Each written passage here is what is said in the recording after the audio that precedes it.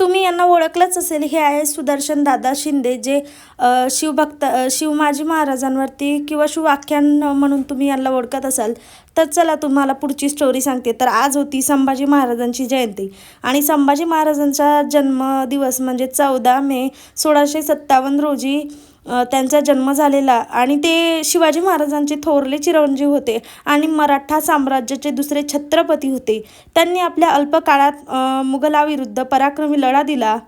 मंडळी, संभाजी महाराजांनीही खूप छान छान पराक्रम केले. त्यातलं मी तुम्हाला सांगणार आहे की त्यांनी औरंगजेबाला 9 वर्ष जेरीस आणले. आपल्या कार्यकाळात त्यांनी सुमारे 120 युद्ध लढली आणि एकही युद्ध ते हरले नाहीत. तर तुम्ही विचार करा, एवढे छान पराक्रम करणारे माणसं असतील कसे. आणि छत्रपती संभाजी महाराजांबद्दल कायच बोलावं, जेवढं बोललं तेवढं कमी आहे. त्यांना नाही का धर्मरक्षक सुद्धा नाव दिलेलं आहे, कारण त्यांनी धर्म कधी बदललाच नाही. त्यांना ऑफर आली होती की मी तुम्हाला एवढं देतो, तुम्ही माझ्या धर्मामध्ये येऊन जा, जसं मुघलांनी केलं होतं. पण त्यांनी तसं काहीच केलं नाही आणि त्यांनी मराठा साम्राज्यासाठी खूप लढा दिला आणि खरोखरच ते आपल्यासाठी पण खूप छान आहे. त्यांनी तेव्हा लढा दिला म्हणून आज आपण सुखरूप आहोत आणि आपल्याला गर्व आहे की आपण हिंदू आहोत, आपण मराठा आहोत.